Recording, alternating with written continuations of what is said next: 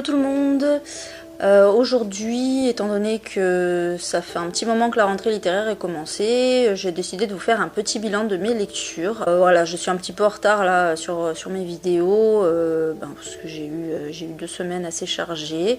Donc comme ça, je fais un peu le point sur le mois de septembre, notamment. J'ai eu de plutôt bonnes lectures au niveau de la rentrée littéraire. Je suis assez contente.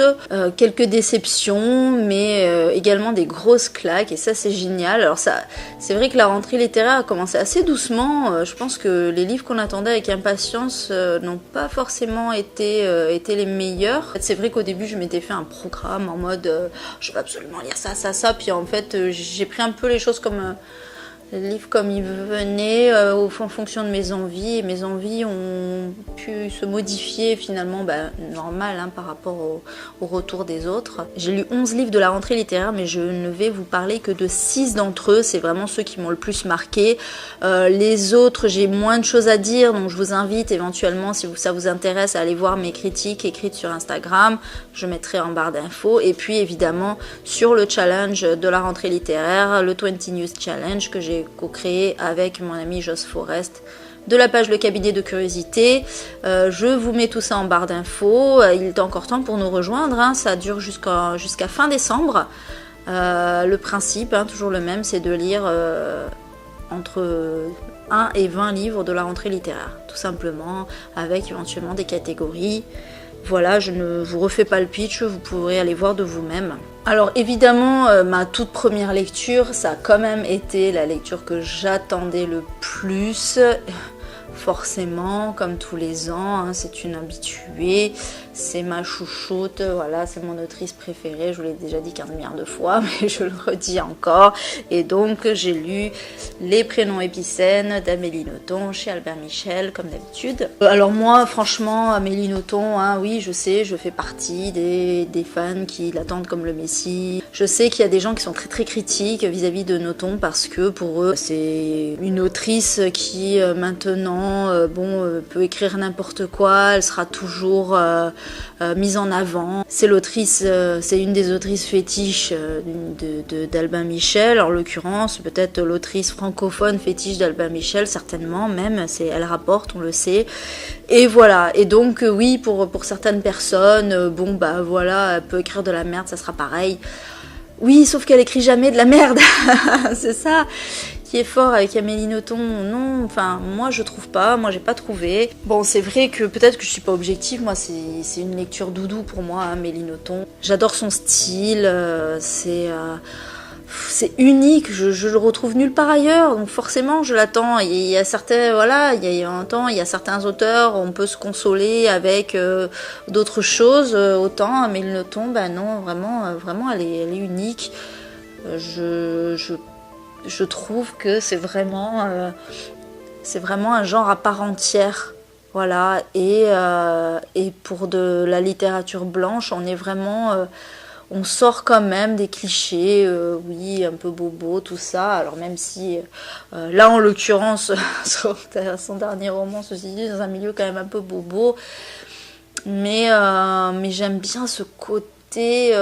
Un peu, il y a un côté thriller quelque part dans ce qu'elle écrit, voilà, il y a du suspense, et puis cet humour noir et caustique, c'est Amélie Nothomb. C'est marrant qu'elle fasse peur à certaines personnes, parce que non, moi je trouve au contraire qu'elle est adorable. Elle est adorable d'ailleurs pour l'avoir rencontrée, et je trouve que non, ces romans, oui, sont très caustiques, mais c'est ça l'intérêt, oui, c'est cynique, mais oui, c'est une critique de la société quelque part, voilà. Du coup, Les Prénoms épicènes, voilà, j'ai beaucoup aimé parce que voilà, je dors, mais je lis, je suis dedans, mais je l'ai dévoré le livre. Alors oui, effectivement, c'est pas aussi génial qu'ont pu être certaines de ses œuvres, comme Stupeur et Tremblement, Hygiène de l'assassin, ou même Acide sulfurique, pour changer de genre. Mais il n'empêche que on retrouve quand même un peu cette patte. Et puis surtout, je suis désolée, mais moi j'ai trouvé qu'il y avait beaucoup de suspense, et j'avais envie de savoir ce qui allait se passer. Donc l'histoire, c'est Dominique et Claude, voilà, un couple au prénom Épicène. Alors, un prénom Épicène, c'est un prénom qui se donne autant aux garçons qu'aux filles, en l'occurrence, donc un prénom mixte. Dominique et Claude se rencontrent, tombent amoureux, se marient très rapidement d'ailleurs, veulent faire un enfant, ont un peu de mal mais réussissent finalement. Enfin voilà, ils ont tout ce qu'il faut pour être heureux. Seulement tout ça cache quelque chose de très sombre. Alors il y a déjà d'une part oui cette relation entre un père et sa fille qui se détestent cordialement.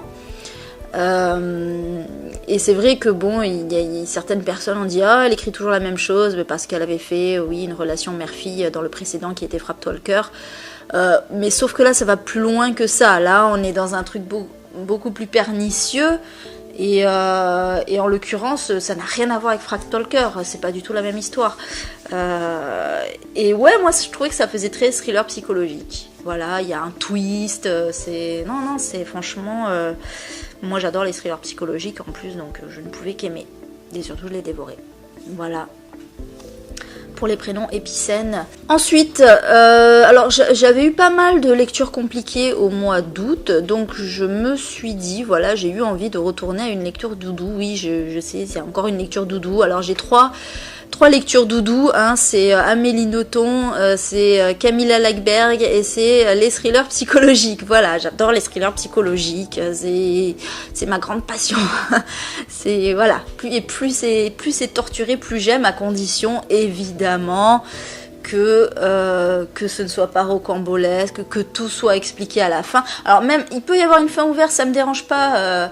S'il y a une fin ouverte et qu'on peut imaginer un peu à notre sauce quelle est la fin, ok, mais à condition que ce soit cohérent. Voilà, moi c'est ce qui m'importe et voilà, plus c'est travaillé évidemment, mieux c'est. Et donc du coup je suis allée vers un thriller psychologique qui semblait quand même prometteur, Heavy de K.L. Slater. C'est un thriller avec disparition d'enfants, c'est quelque chose d'assez classique, hein, les disparitions d'enfants, surtout dans les thrillers psychologiques. Mais là, oui, voilà, il y avait des critiques dithyrambiques, je me suis dit waouh, c'est super. En plus, j'en avais jamais entendu parler, je me suis dit pourquoi pas découvrir un truc nouveau. Voilà, une nouvelle autrice anglaise. Moi je trouve que les autrices anglaises sont assez bonnes au niveau des thrillers psychologiques. Du coup voilà, j'ai lu Heavy. Alors j'étais enchantée pendant ma lecture, tellement bah oui, il y avait tout ce que j'aime. Une double narration. Et alors je peux pas vous dire, je ne peux pas vous entrer dans les détails à propos de la narration parce que ce serait un petit peu vous spoiler, parce que j'ai vraiment été agréablement surprise par ça. Mais voilà, en fait, on se demande où, voilà, parce qu'on a un récit au passé, donc avant la disparition, et puis un récit après la disparition, en fait. Voilà, cette double narration. Mais je ne vous en dis pas plus à ce niveau-là. Par contre, voilà, on se demande, donc quand on suit le récit d'avant-disparition, on se demande, oui, où ça va en arriver, parce qu'il se passe quand même pas mal de choses. Et il y a... On va dans plusieurs directions, on sait pas trop, et puis ouais voilà, du coup moi ça m'enchante ça, parce que ça torture le cerveau, parce qu'on sait pas qui fait quoi, qui machin truc. Ouais, j'ai vraiment été passionnée par ma lecture. Et puis d'un coup un super twist, waouh, mais je m'attendais pas à ça, j'étais là what the fuck, mais tellement bonne idée quoi d'avoir fait ça, et tellement, enfin voilà, je me suis sentie menée en bateau, et moi j'adore ça qu'on me mène en bateau. Et malheureusement c'est vite retombé comme un soufflet, parce que tout d'un coup, après ce twist, je sais pas ce qui s'est passé, mais les personnages, donc il y a une première révélation, hein, mais les personnages se sont mis à avoir des réactions mais totalement illogiques. Enfin, je comprends pas. Alors je peux rien dire, ça m'énerve parce que je peux pas, sinon je spoil. Mais il y a vraiment, mais pourquoi tu dis ça? Pourquoi tu fais ça? C'est pas logique, ne fais pas ça. Enfin, ça n'a pas de sens quoi. C'est quoi ces réactions de merde? Et puis je me suis dit bon allez, c'est pas grave. La fin va forcément être terrible de toute façon. Sauf que non, parce qu'il y a eu la révélation finale, il y a eu le twist final, sauf que non, non, non, non, non, non, je suis pas d'accord. C'était nul. C'était nul parce que ça venait de nulle part. Je sais pas, j'ai eu l'impression qu'en fait l'autrice s'est dit, bon allez, qu'est-ce qui peut être le moins plausible possible ? Et je vais le mettre parce que comme ça, waouh, les lecteurs, les lectrices vont être éberlués. Ah oui, oui, effectivement, parce qu'on s'y attend pas, ça c'est sûr. Ok, mais sauf que ça n'a pas de sens, c'est pas logique et puis ça n'a aucun intérêt.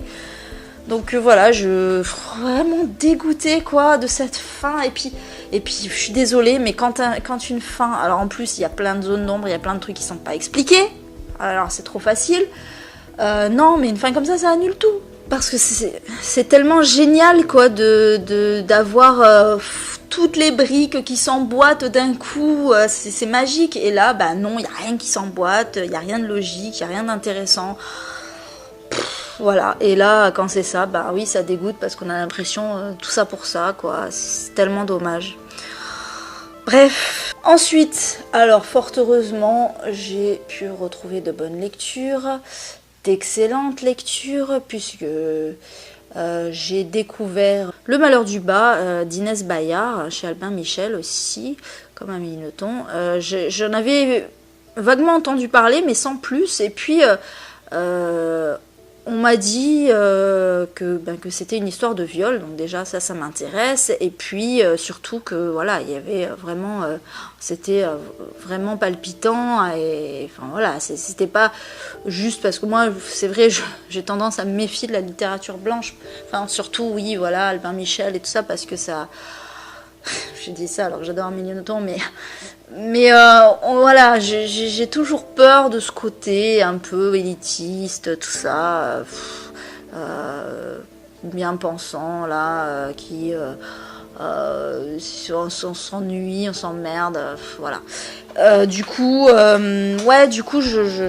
j'avais un peu peur, et puis c'est vrai que voilà, j'ai eu des gens j'ai vu des gens qui ont un peu les mêmes goûts de lecture que moi, qui m'en ont dit du bien, et du coup je me suis dit ouais, bon allez, je vais y aller, je vais foncer. Et du coup j'ai démarré cette lecture et j'ai été agréablement surprise, et puis alors d'un bout à l'autre, c'était génial. Alors au début du livre, en fait, on a un espèce de flash forward, en fait, tout simplement, avec un twist, en fait, le twist final, mais qui arrivait au début. Alors on avait déjà vu ce procédé dans Chanson douce de Leila Slimani. Et ben là, c'est un peu c'est un peu la même chose. On a pas le truc terrible qui arrive au début, en fait, et puis ensuite, on revient en arrière, enfin on revient au temps présent, on va dire c'était un flash forward, hein, on est passé d'un coup au futur, et on revient au présent pour raconter toute l'histoire et surtout comment on en est arrivé là. Donc c'est tout à fait le même procédé narratif que Chanson douce.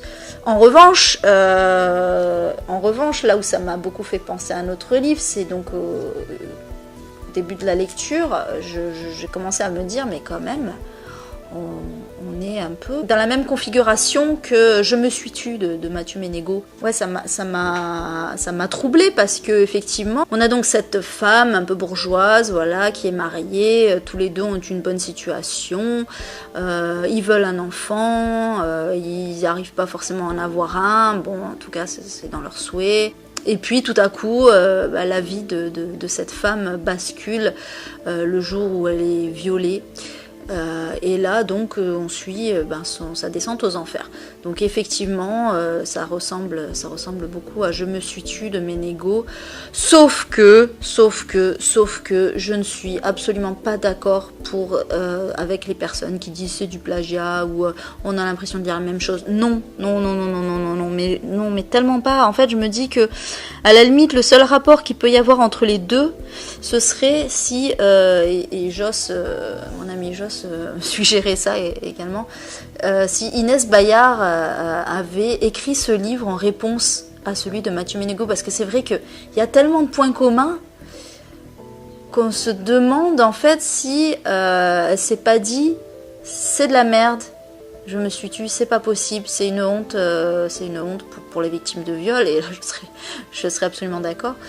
Je vais faire la même histoire, je vais lui montrer comment ça se passe quand on est victime de viol, comment ça se passe quand on est enceinte du fruit de son viol, du moins ce qu'on pense être le fruit de son viol.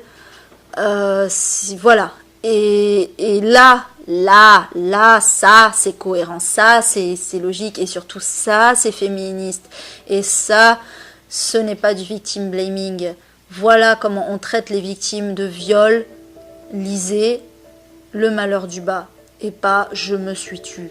Je me suis tue, c'est un procédé tellement racoleur, tellement foutage de gueule, parce que en fait, Mathieu Ménégo, il a juste voulu faire un thriller. En fait, je pense que ouais, il avait écrit sa fin, voilà, il a voulu amener là pour qu'il y ait un twist, machin, etc. Ok, c'est bien, oui, il est bien son twist. Oui, c'est vrai que sa lecture est prenante, je suis d'accord, mais ça n'a rien à voir avec le viol. Rien à voir. Il aurait mis n'importe quoi, je sais pas, un accident de voiture, machin, un décès, enfin peu importe. C'était la même chose, c'était pareil. Parce que lui, il voulait juste faire un thriller.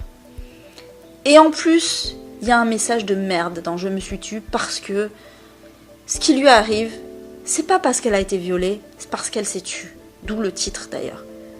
Et ça, c'est dégueulasse, parce que je suis désolée, mais non, on n'a pas à être puni parce qu'on se tait. Non, on a le droit de se taire, et peu importe les circonstances. Et puis alors en plus, il a tout fait pour que ça soit tellement dégueulasse que elle peut pas ne pas se taire, quoi. Putain, mais franchement, elle a cherché, quoi, ce qui lui arrive. Voilà, non, mais non, non. Et là, dans le Inès Bayard, dans Le malheur du bas, c'est complètement différent. Elle a pas... Alors déjà, elle est violée par son patron, ce qui change tout quand même. Parce que dans Ménégo, alors c'était gros cliché du viol par un inconnu dans la rue, un clochard en plus, avec un couteau, tout ça, bref, gros cliché qui arrive dans seulement 10% des cas de viol. Non, là, elle est violée par son patron, ce qui arrive sans doute beaucoup plus couramment, puisqu'on sait que, voilà, lui, dans une grosse majorité des cas, le viol est commis, donc plus de 80% des cas, le viol est commis par quelqu'un de son entourage. Et le patron est d'autant plus propice à ça que, effectivement, il y a un moyen de faire chanter après. Et c'est pour ça qu'elle se tait, parce qu'il la menace. Et parce que... Et en fait, c'est ce qu'a montré, c'est voilà pourquoi les femmes se taisent, c'est aussi ce qu'a montré le mouvement MeToo et les mouvements MeToo et Balance ton porc, c'est que quand on parle, personne ne nous croit, on nous traite de menteuses, on nous dit qu'on l'a mérité, on nous dit que quand même si on a fait ça, c'est qu'on l'a bien voulu, que finalement ça nous arrangeait bien, que machin, que si, puis on est des délatrices si on se met à parler, enfin bref, voilà, donc forcément c'est toujours la faute de la victime quoi qu'il arrive. Donc tu m'étonnes que tu te taises au bout d'un moment, c'est normal, t'es blâmée de partout. Donc là, voilà, elle se tait. Et là, il n'y a personne qui lui dit rien parce qu'elle se tait. Enfin, je veux dire, l'autrice ne la blâme pas parce qu'elle se tait.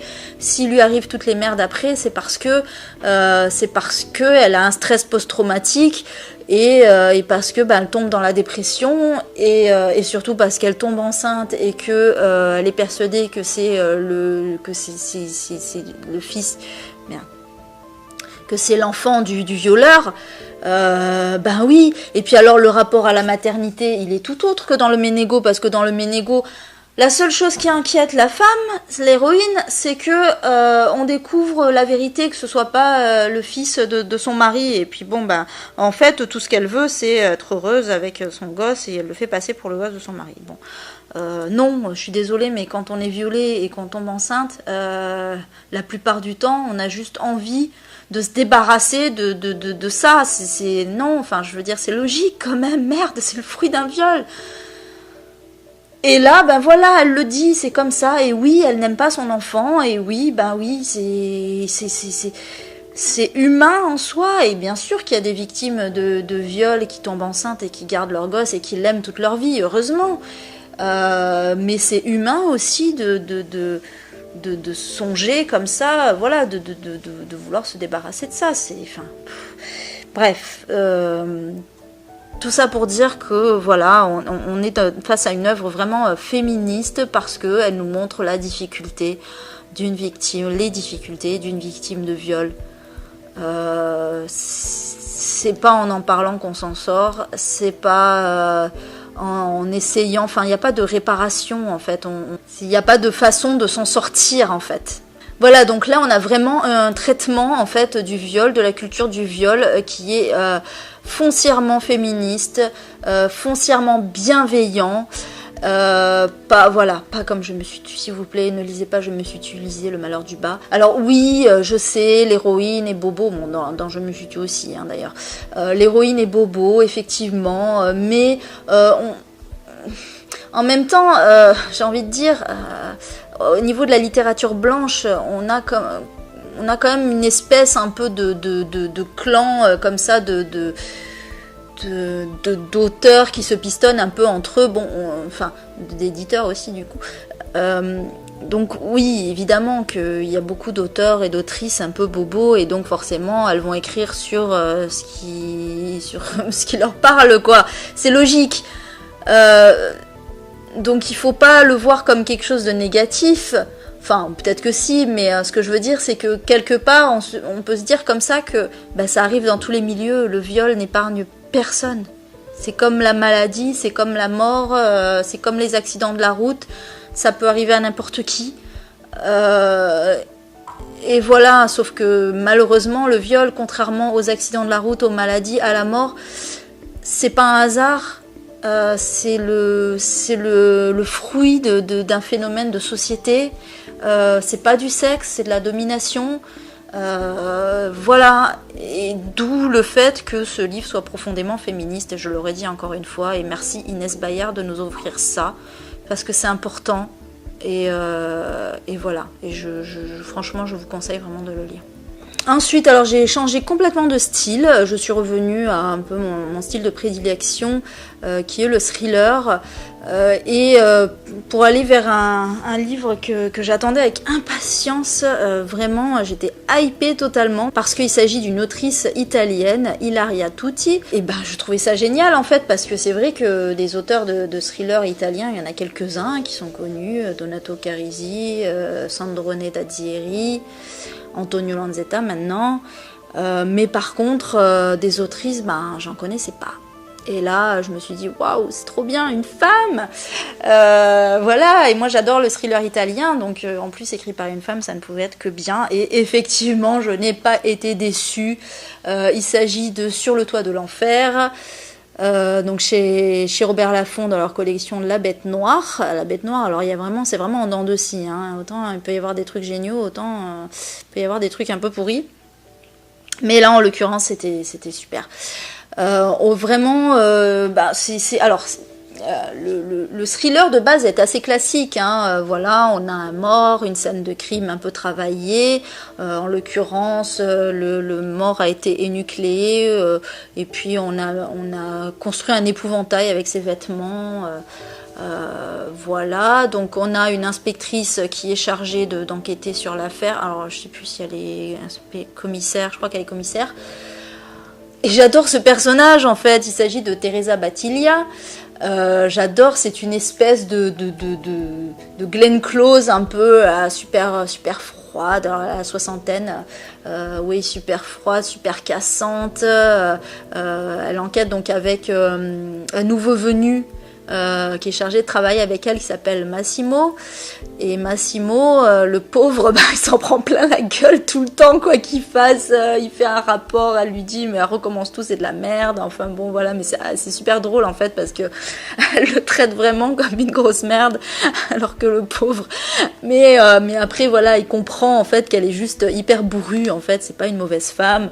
Elle a ses souffrances, elle est diabétique, elle a apparemment un passé assez compliqué. On en apprend un peu sur son passé.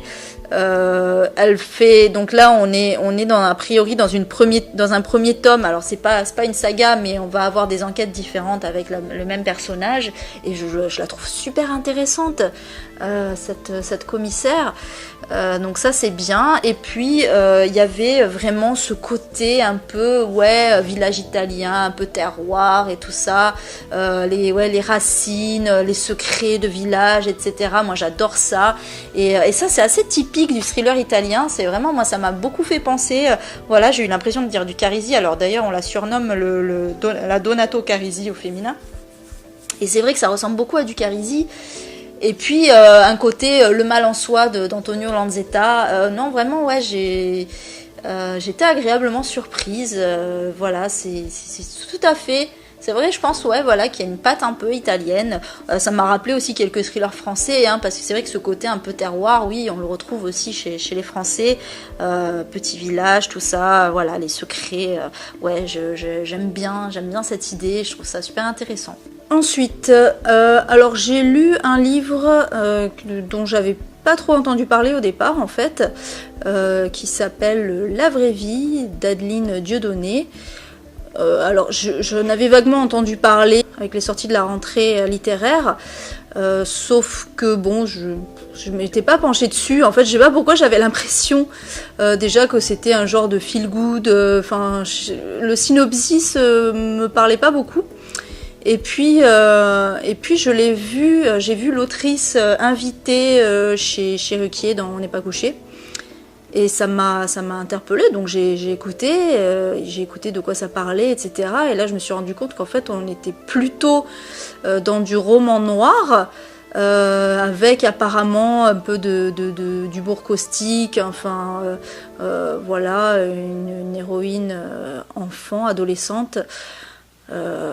Et ça m'a je me suis dit tiens, mais quand même ça donne plutôt envie, surtout voilà, en entendant parler l'autrice qui est jeune d'ailleurs, je crois qu'elle a mon âge et qui est belge en l'occurrence, comme Amélie Nothomb. Je me suis dit c'est un signe et c'est son premier roman, voilà, donc bon, ça mangeait pas de pain.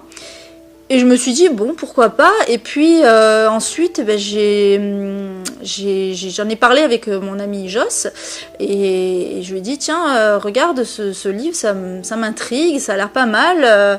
Ça a l'air plutôt noir. À voir, franchement c'est intéressant. Et puis elle m'a dit ah ouais, ok, je vais le lire. Et puis comme Joss est super rapide par rapport à moi, elle a fini de le lire avant moi. Et là elle m'a dit qu'elle avait adoré. Voilà, que c'était un peu du roman noir à la David Van, un peu, peut-être un peu Gabriel Talent, m'a dit Daniel Pénac aussi. Et du coup, forcément, avec un retour comme ça, connaissant, voilà, on a quand même un peu les mêmes goûts avec Joss, donc du coup j'ai foncé. Et en plus le livre est assez court, il fait 270 pages. Et je regrette pas parce que franchement, là oui, je peux dire, alors c'est vrai que j'aime pas qu'on dise oui c'est une claque machin. Là si, là franchement pour le coup littéralement c'est une claque, parce que c'est fulgurant, c'est violent, c'est bouleversant, on s'en prend plein la gueule pour le coup, mais vraiment. Et puis ça m'a tiré des larmes. Waouh, cette histoire de folie. L'héroïne, alors on connaît pas son nom en fait, elle vit dans une famille, alors pas très riche pour le coup. Son père est chasseur et bon, il a un peu c'est un peu l'archétype du beauf, alors même si c'est pas dit dans le roman, mais c'est un peu l'archétype du beauf de base dans le mauvais sens du terme, voilà, le chasseur qui bat sa femme, qui est hyper qui est violent quoi, tout simplement, qui fait peur à ses gosses. Mais dans tout ça, l'héroïne heureusement est pleine de malice. Elle se retourne toujours, et puis il y a son petit frère Gilles qu'elle adore, et voilà, c'est son rayon de soleil, et elle adore faire des jeux avec lui, et enfin voilà, et donc elle est dans sa bulle en fait. Ils sont dans leur bulle en fait, les deux enfants. Et malheureusement un jour va survenir un drame. Donc je ne raconterai pas, vous aurez la surprise. C'est vrai que ça tombe d'un coup comme ça, c'est vraiment le truc auquel on s'attend absolument pas. Et puis du jour au lendemain, Gilles va perdre le sourire. Et puis bien au-delà de ça, en fait, il va avoir une attitude des plus étranges et même des plus effrayantes. Et quand l'héroïne va s'en rendre compte, elle va tout faire en fait pour pour récupérer son frère d'avant, en fait, pour lui redonner le sourire. Entre-temps, hein, ils vont grandir de quelques années. Mais elle va continuer son combat en fait pour pas qu'il devienne comme son père, voire pire, parce que, enfin voilà, je peux pas vous en dire plus, mais on est quand même dans des symptômes de type psychiatrique et ouais, franchement c'est vraiment très noir, très flippant. Flippant pas dans le sens pas dans le sens horreur-terreur, hein, c'est pas un livre d'horreur, mais flippant parce que oui, voilà, on est dans une tranche de vie très, très sombre, voilà. Et puis cette fin magistrale qui m'a tiré des larmes, waouh, c'était vraiment à la fois émouvant et stupéfiant et bouleversant, voilà. Donc oui, une claque. Franchement, je m'y attendais pas, mais personne s'y attendait. Et parce qu'en fait, ce qui s'est passé, c'est qu'il y a eu il y a eu du bouche à oreille comme ça. En tout cas, moi, sur les groupes que je fréquente, tout le monde a dit waouh, c'est génial, et tout le monde y est allé, et ainsi de suite. Et franchement, je n'ai encore pas vu de critiques négatives sur ce roman. Voilà, donc bravo à Adeline Dieudonné, franchement bravo, parce que pour un premier roman, il fallait le faire. Voilà, donc c'est formidable. Je suis vraiment contente d'avoir découvert cette petite perle. Et puis pour finir, alors je suis restée non, c'était pas du thriller, là c'était du roman noir, mais voilà, je suis restée quand même plutôt dans mon domaine de prédilection, mais avec un thriller plutôt original, puisqu'il nous vient de Chine. Il s'agit de La rivière de l'oubli de Tsai Jun. Alors Tsai Jun, il est surnommé le Stephen King chinois. Alors bon, ça peut paraître un peu présomptueux, hein, mais je pense que c'est tout simplement parce que c'est certainement une référence en matière de thriller fantastique en Chine, comme Stephen King est une référence en matière de thriller fantastique et d'horreur, en l'occurrence aux États-Unis. Et dans le monde entier maintenant, bien sûr. Mais de fait, je peux comprendre la référence, même si, bien évidemment, on n'est pas du tout dans le style de Stephen King, hein, il ne faut pas se leurrer. Ça ne veut pas dire que c'est négatif, bien au contraire. Alors moi, j'ai vraiment adoré. Le style est vraiment très très particulier. Il faut aimer les romans, l'écriture très froide, très laconique.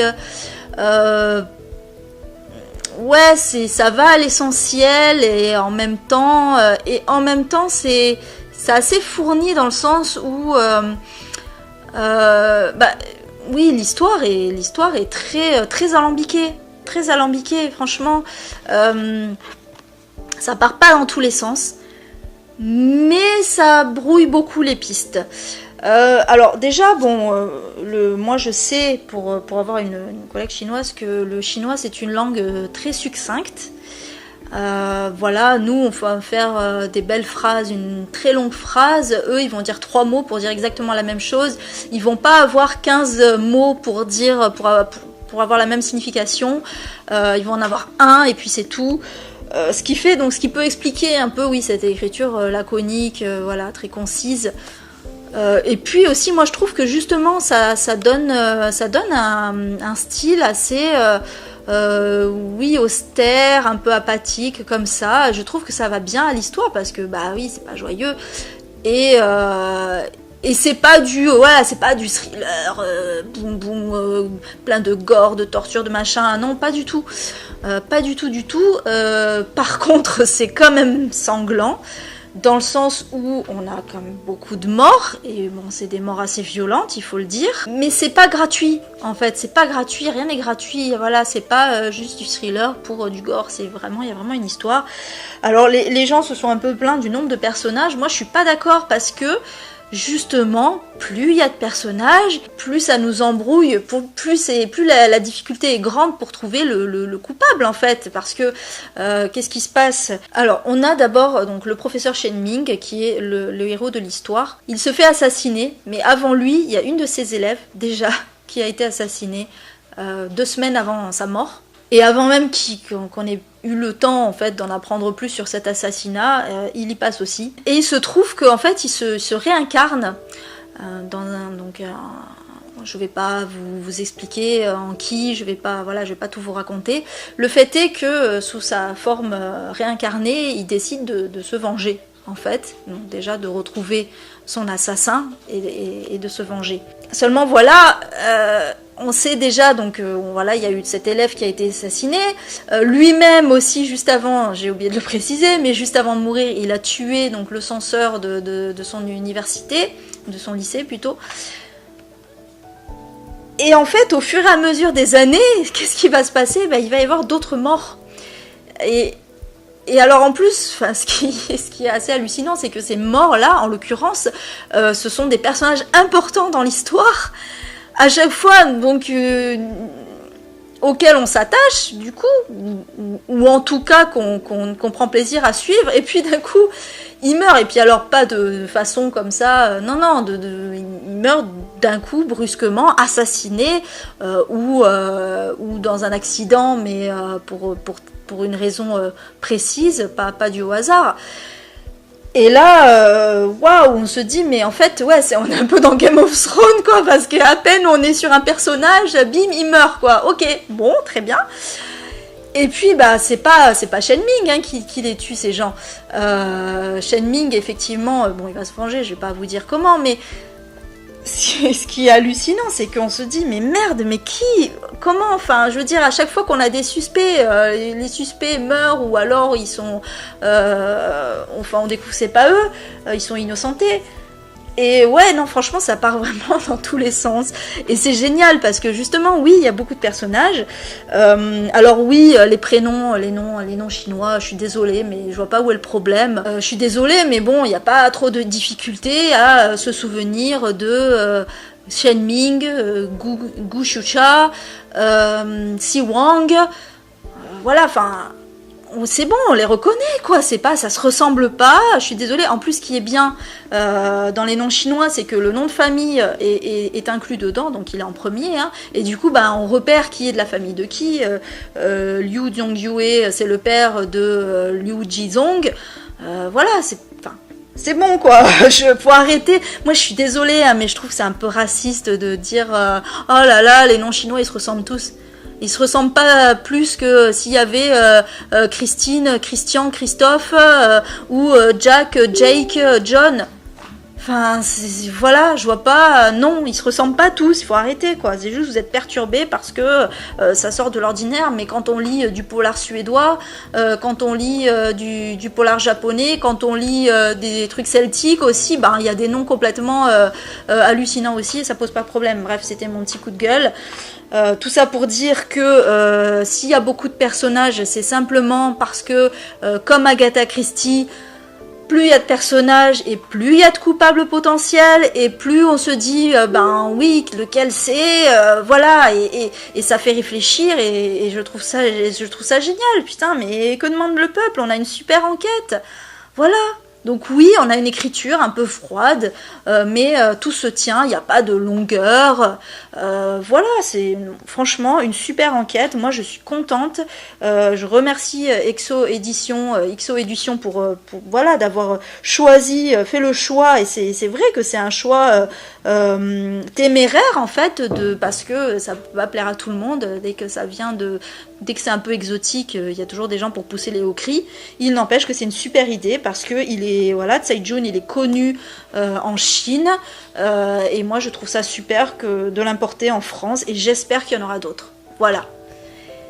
Sur ce, j'ai fini. Donc c'était mes 6 lectures marquantes, parmi mes 11 lectures de la rentrée littéraire. N'oubliez pas le 20 News Challenge que je mets en barre d'infos. Et je vous remercie d'avoir regardé cette vidéo. La suivante, ce sera certainement Mapal pour le Black November qui arrive bientôt, qui est un challenge proposé par Séverine du groupe Il est bien et de la chaîne Il est bien ce livre. Voilà, je vous dis à bientôt pour une prochaine vidéo. Ciao.